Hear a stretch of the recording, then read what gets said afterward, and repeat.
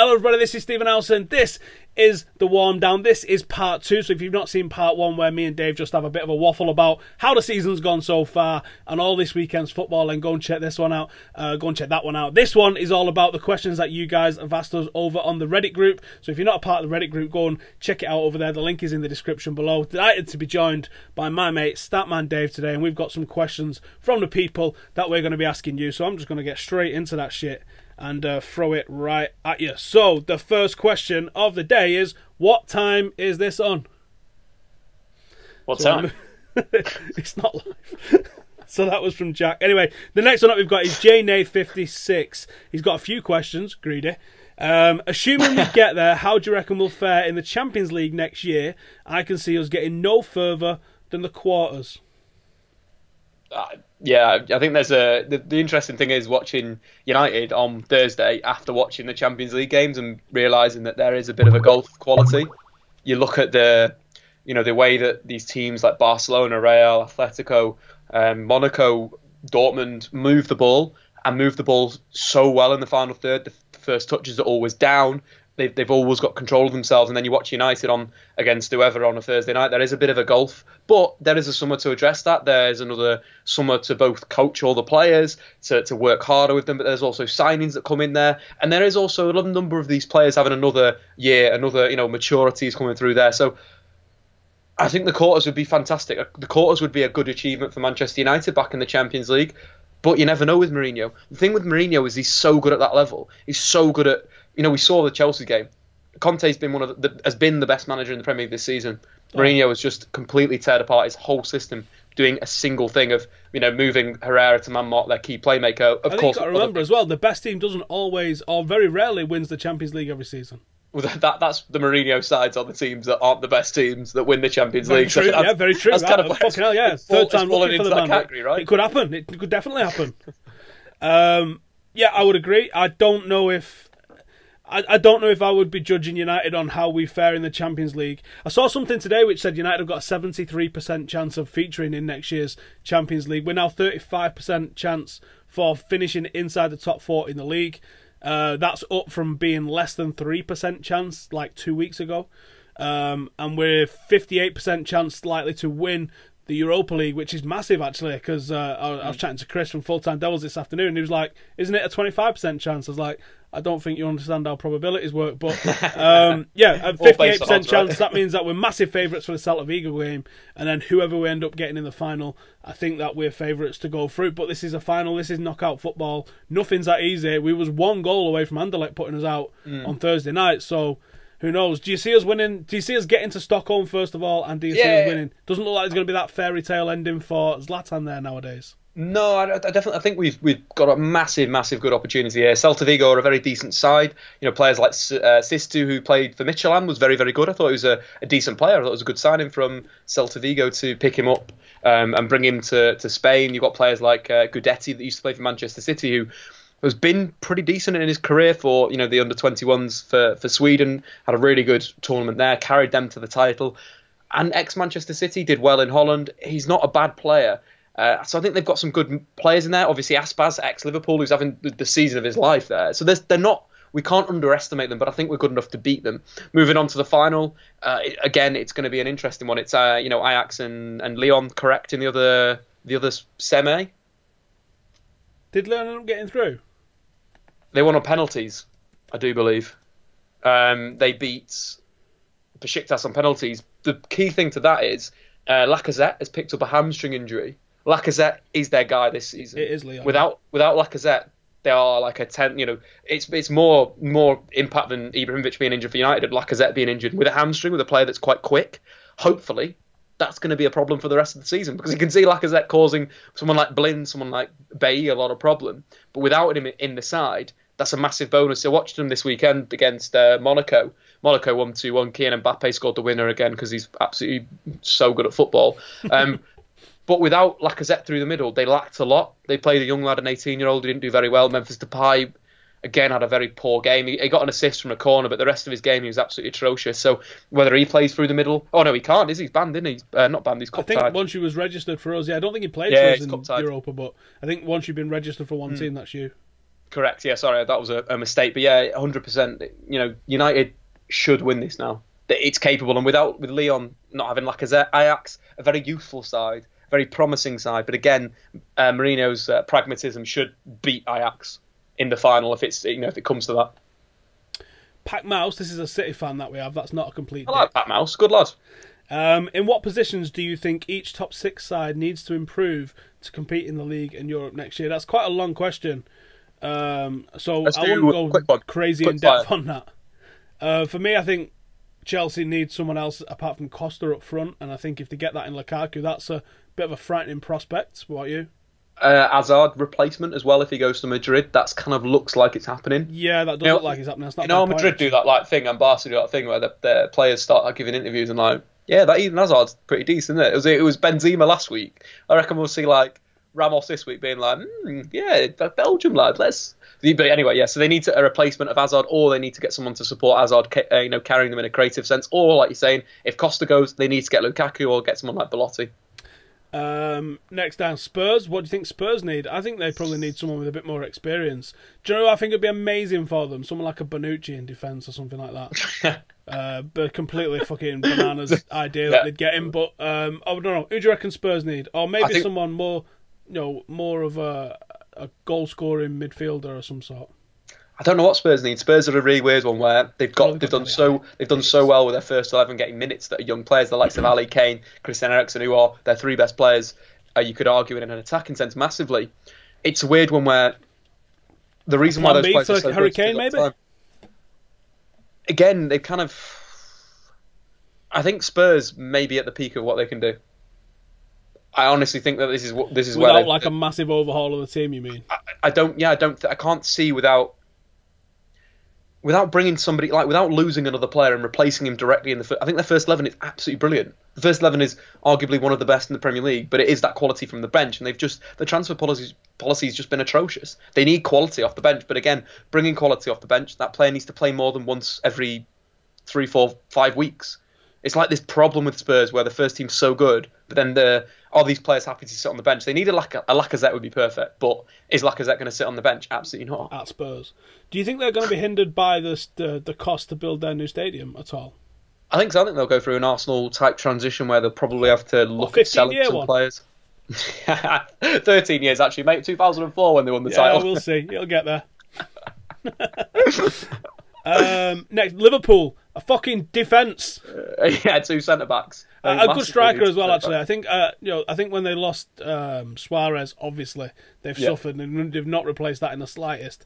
I think if they got a good centre half and a goal scorer, even someone in the league could probably do them a job. But again, I don't think FSG have got the will or the desire to spend. Otherwise, I'm pretty sure Klopp would have spent some money if it was available to him. I'd say 2 centre-backs. I'd say a right-back. I'd say sign Jamie Vardy. I think he'd probably be open to leaving Leicester at the moment. Is he what they need? Is that what they need? He's in terms of the press, he's absolutely perfect. It is the Mane Lallana thing, who are both out injured at the moment. Liverpool's intensity is massively down. Vardy would start. Is he a bit similar to Mane in that sense, though? That did not need to look left and go somewhere different. I just think it'd be perfect. I really do. I think it could be a really interesting transfer in the summer. Vardy to Liverpool. All right, City. What do you think they need? Fullbacks.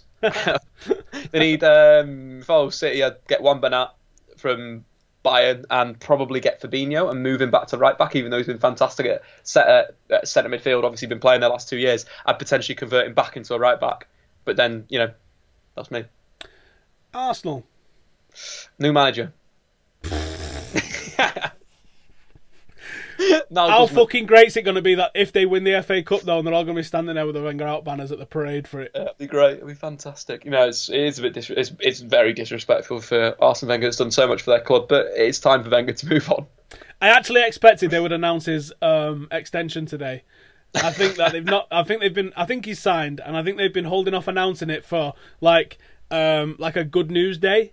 And I thought yesterday, with them getting through to the final at Wembley, would have been like as good a good news day as Arsenal are going to get. And I think that they was going to announce it, but as it stands, they've not announced it as far as I'm aware. So maybe I'm wrong, maybe he's not. I mean, if you've said, I've made my decision and it's not to leave, You just why not say? It doesn't make any sense. Because it'll go off, mate. You know as well as I do. They're not going to get any worse in the league, are they? No, fair point. I don't think West Brom can catch them at this point. What about Crystal Palace, though, mate? Maybe. And then United. I think there's several areas for us, to be honest. Yeah, I think Fabinho, Griezmann, and Bonucci. If we went with Griezmann, how do you think we would line up next season as a forward? I want us to see us escape 4-2-3-1 because I think it's become 4-4-2 of the end of the 90s. I think it's time to mix it up with a new formation. Not necessarily three at the back. I think that's just going too hipster. I like 4-3-3, mate. I don't think there's anything wrong with that. I'm a big fan of 4-4-2. I'd like United to play 4-4-2, but it's not Mourinho. You know, you're not going to see that from him. I think that's the best sides in Europe for me this season. Play 4-4-2. Atletico, Monaco, anything Leipzig. with two strikers up front it's the future, man. It's so hard to. I think when you see that one up front, I think it's really easy to contain that one danger man. You know, you get your defensive midfielder or two defensive midfielders to drop deep. Your two centre halves are keeping him. You got four guys locking one guy up. I think the flip to that is if Griezmann did come, United would look like a 4-2-3-1, but it would be a 4-4-2. Because that's what Griezmann does. He does come from deep and he does add that level of pace from central midfield, well, from attacking midfield and coming onto the line. He's played a little bit higher over the last sort of season and a bit, but I like him deep from midfield. Very difficult to deal with, and like you're saying, difficult to play against if he is starting in between the two defensive midfielders and then he's ending up inside the penalty area. I think it's one of these things where that could really work out. That's all we need, isn't it? It's just movement. We saw it against Chelsea, and we even saw it against Burnley, actually. Just movement in that final third is something that we lacked. And that was some of the performances that we've seen from United this season when you've gone, that felt like a Louis van Gaal performance. Because of the lack of movement in the final third. It's very easy to just pass the player standing still, isn't it? And then send it back around to the other side. But when no one's running around, and that's one of the things that I think that a lot of people really rate Jesse Lingard for, is that his working between the lines is sensational.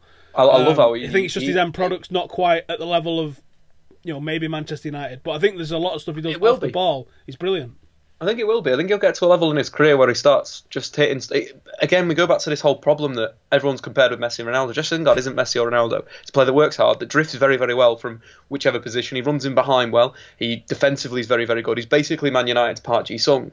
And you saw how Park Ji-sung had about 2 to 3 seasons where he was in the form of his life. It was absolutely awesome. The bigger games, every single time it'd be like Park Ji-sung was man of the match. And I think that's how Jesse Lingard will be used at United. And I agree with the £100,000 a week contract. I don't think that's an issue at all. I think that he's a loyal servant to United that's come through the club, that's shown that he can improve season after season after season, that's showed the determination to stay at the football club, and I think he's fantastic. I'll give him a 10-year deal. And Marcus, a lot of people say, "Oh, we shouldn't just play players because they're from the academy." I agree, but if they're good enough, they absolutely should play. And I think when you've got an academy I had this conversation with someone. I was watching the 18s at the Cliff on Saturday, and I was saying, that's the soul of the club for me. Players that have come through the academy that support the club coming through. That's where the soul of the club is. Otherwise, what's tying you to this random collection of 11 guys that's on the field wearing the same colour? There's nothing, is there? But when someone's stood on the terraces or had a season ticket like Marcus Rashford or something like that for growing up, that's where that connection with the fan base, isn't it? And without that connection, what the fuck are we doing? I think it's hypocritical that people slam Mourinho for not playing youth, and then on the flip side of that, why is Jesse Lingard just signed this £100,000 a week? Because it's that situation that's, you're saying they want to play young players that come through the club, but then on the other side, when the young players come through the club that's doing a good job, that is a squad player and he's happy in that role, why are you saying don't play Jesse Lingard? Why does he deserve? It's one of the most frustrating things I find in the world, that there's no link between these young players that come through and where they're in 10 years. They're not all going to be the world beaters, but they need to be at the club because they're very, very important. I was talking to a City fan in the comments on one of my youth videos, and they were saying, what's the United Academy produced recently? And you're like, well, half the England squad for starters. You're talking about Tom Heaton, you're talking about Michael Keane, you're talking about Januzaj. All these guys, all right, they're not FIFA Pro 11 winners. They're not going to be even in the United side, but these are players that are playing at the top level and internationals, and that's what we're producing better than anybody else at the moment. And all right, we're not producing Messi and Ronaldo. Guess what? No fucker is. So no one ever will.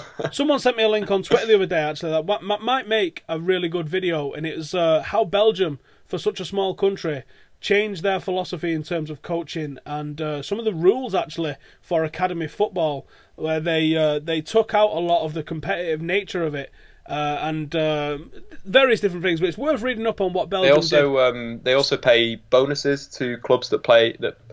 Basically, they work out how many players they've produced within the league, and they pay them bonuses accordingly.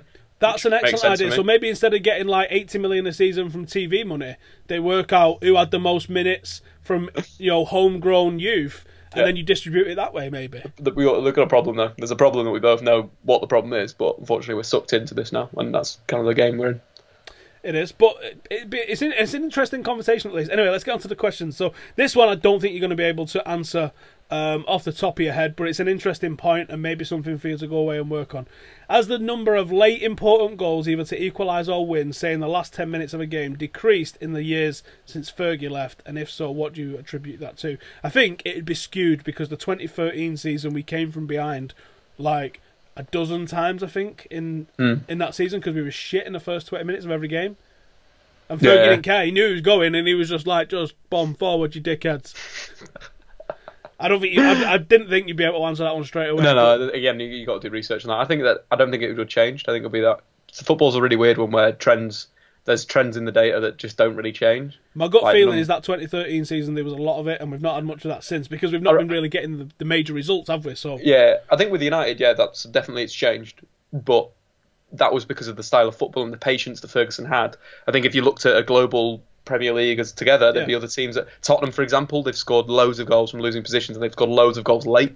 I think it's moved away from Manchester United, just given the style that we play these days. Right, here we go. Someone's asked for your neutral perspective. Scholes, Gerrard or Lampard? Scholes. That's how neutral you are, like. Scholes. Lukaku or Griezmann? If we sign one, will Rashford be the second choice striker, or will he be playing out of position? I don't consider it to be out of position for him to be played wide. I think he's very effective there. I think it's a young forward. You want to play wide because you're understanding a little bit more about the game. Why is Kylian Mbappe one of the best players in world football right now? Because he used to play on the left wing and he plays as a striker, like as a left winger. That's why he's so brilliant. And again, it's all about your football. Again, in the UK, we forget that we throw players into positions. We try and say, okay, what is Jack Wilshere? Jack Wilshere's this. We've not defined that. Playing wide and then playing through the middle is absolutely fine because who knows? Maybe Anthony Martial is a better left winger than a striker. Maybe Marcus Rashford's better on the right wing than the left wing than a striker. You know what I mean? It's about playing the football. I think that might be accurate in the sense of Marcus Rashford. I think his delivery from the right hand side is awesome. Yeah, I criticised his delivery early on in the season. Actually, I thought it was a bit flat and a bit too predictable. But recently, he's starting to really whip in across, which is. It's looking good. Again, Marcus Rashford had pretty average form at the start of the season because he wasn't playing that much, and now he's back in the team. Form is absolutely flying through the roof. He's been fantastic in the last 3-4 games.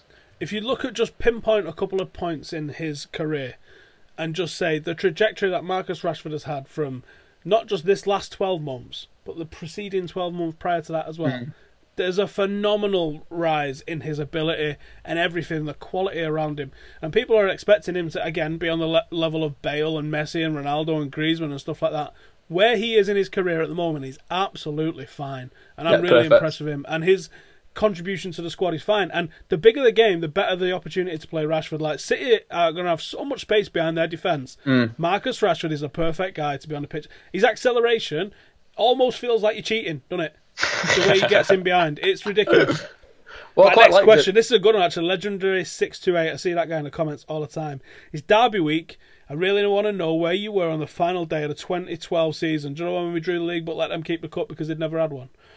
What were your emotions like in the last 5 minutes of the game? So I'll ask you, where was you? I think I was uni and I was revising, and I just think I was just livid because I didn't expect us to win the league. I'd already written it off, and I was like, City are going to win the league. This is rubbish, but it was going to happen given the money they spent. Just, get over it. And the problem was that, the last 5 minutes, you're like, we're actually going to win the league here. And then it goes on and on and on. And then you find out the whistle's gone, and you're just like, deflated. Probably one of the most deflated I've ever been from like a last day game. Just, having the belief of it happening and then it being taken away by Joey Barton.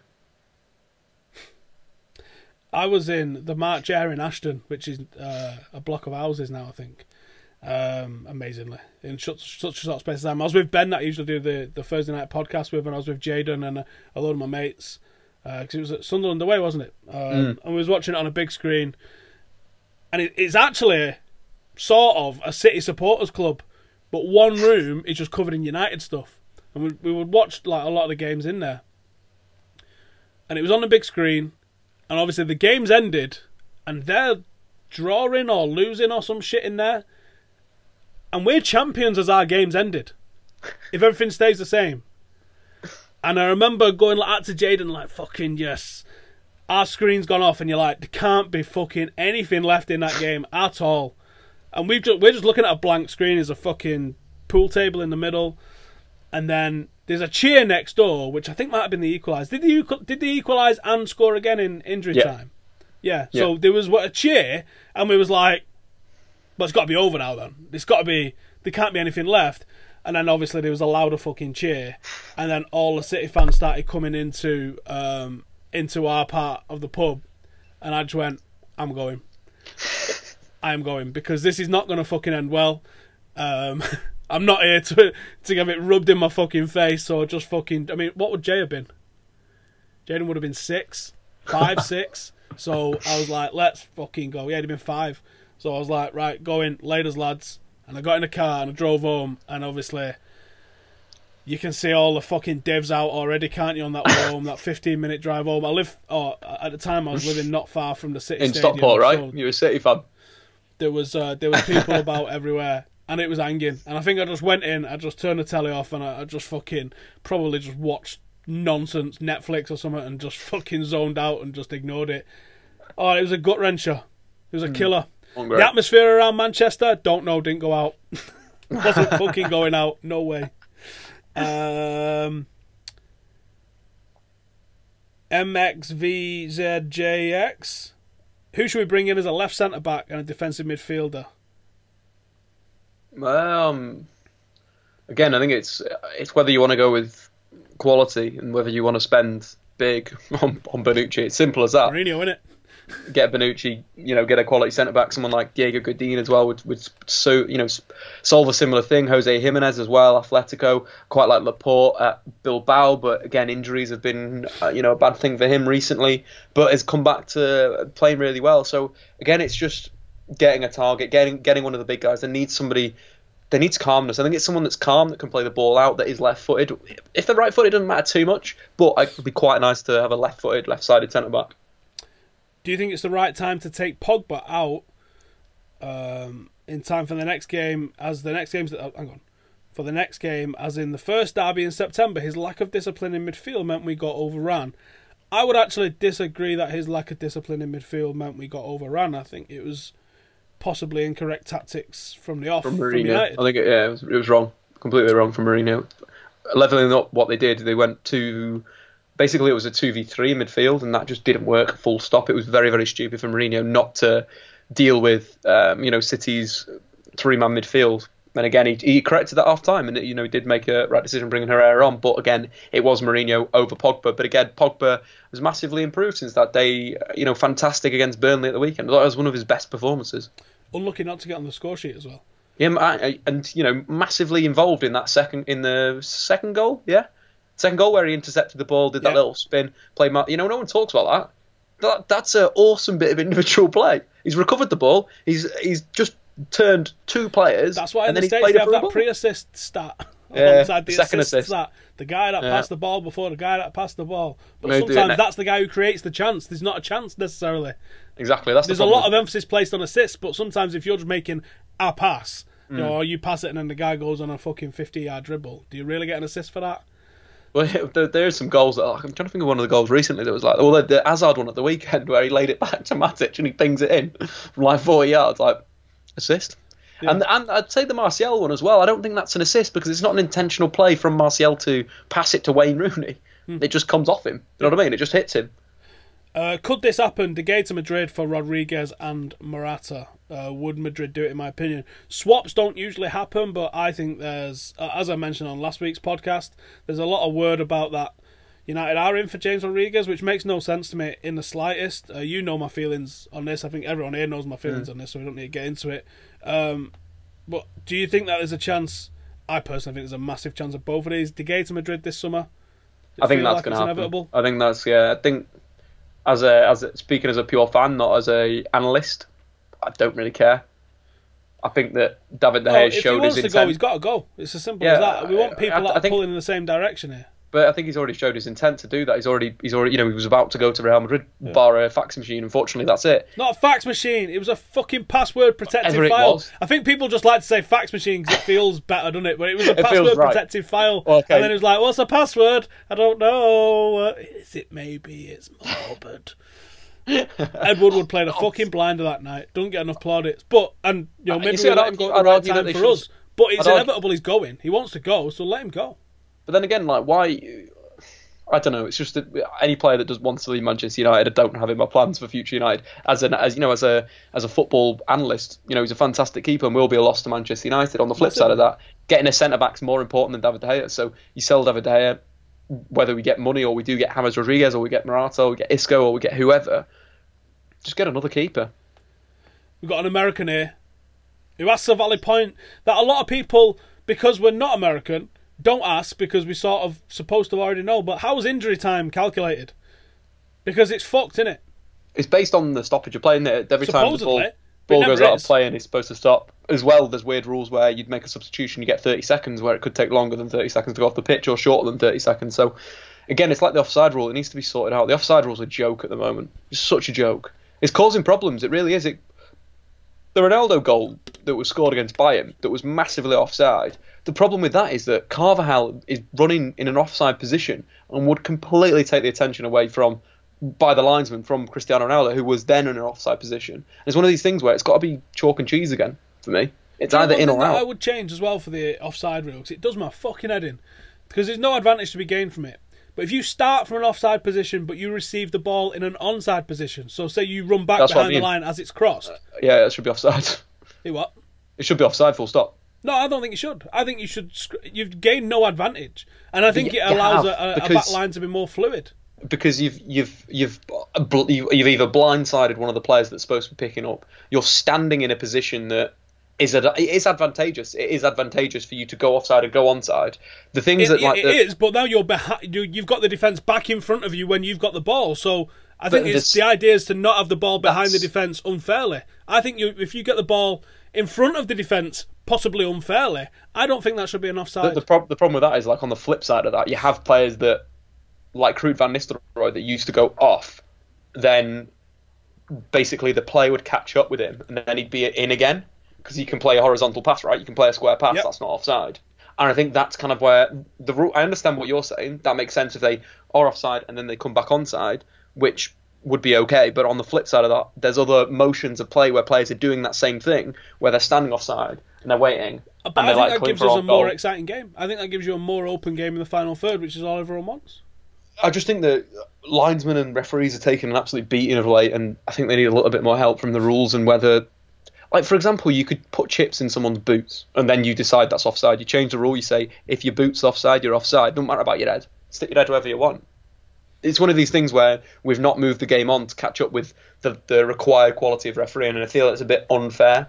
Do you agree with that phrase that it's a proper talk sport phrase?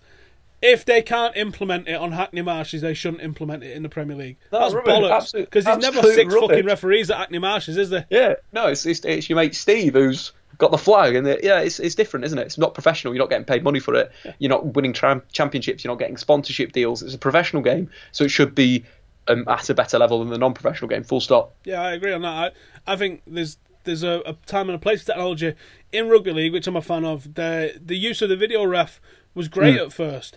Now it seems that referees almost just go to it just to make Slows sure, it down, make the decisions. It should go for, and I think that would happen in football, that they would end up going to the video ref just to make sure, rather than as a matter of course or something like that. It makes no fucking sense to me. But then again, you've got to be able to give the referees enough confidence in their decision. I think it's all to do with the structure of the whole system, and I think video refereeing would be good to support it. But like you're saying, football is a fluid game. We need to keep it fluid. So I think there's a lot of issues with the current game that need to be evaluated, and the problem is with FIFA, it's all they're all dinosaurs. There's not anyone that's forward thinking there, and that's going to be my job in 40 years. Interesting. Backhand O'Brien in the corner over here. Yeah, if you want anything done, Howson, just in your local FA, you just send me some money. Yeah? He's not talking about the game anyway, by those people who are sitting there all confused. Anyway, that is it for the questions. Thanks to everyone who got involved. If you want to get involved next time, this is the format I'll probably be doing, where we'll just free ball it for the first part, and then we'll answer a bit of a Q&A in the second part. Hit us up on Reddit if you're interested in that. Go and find Dave out on his own channel on YouTube for some pretty good football analysis and some terrible football analysis where he doesn't believe Roy Keane was world class. And give him a follow on Twitter. Definitely don't abuse him for not thinking Roy Keane was world class. In fact, didn't you have to apologise for that? No, I've retracted my statement, Howson. So fair enough. I agree. Yes, I agree. Victory. I agree. Roy Keane was world class for a period of the season 99. No, 98 no, 99. he wasn't even world class. Well, he was world class then. That wasn't his peak, what I mate. mean. His peak was 2000, 2001. He was amazing. Unfortunately, as someone that was only 9 years old then, I shouldn't have made the statement. It was an incorrect statement to make. All right, Tiger Woods, you're not you're not on trial. Although I think you might be.